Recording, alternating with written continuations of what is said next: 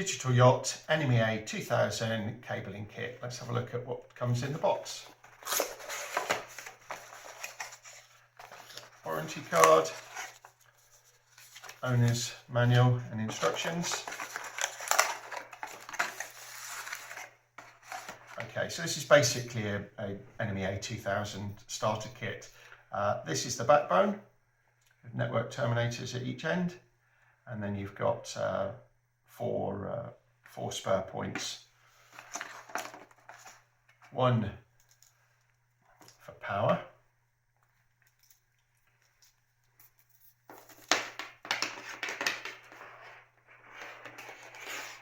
which is this cable, it's 1 meter long, and then it comes with one 1 meter spare cable to connect the backbone to a suitably equipped or NMEA2000 device. So that leaves another 2 sockets free to link to additional pieces of equipment. So you go, that's suitable for a wide range of NMEA2000 devices, not just Digital Yacht. The Digital Yacht NMEA2000 starter kit.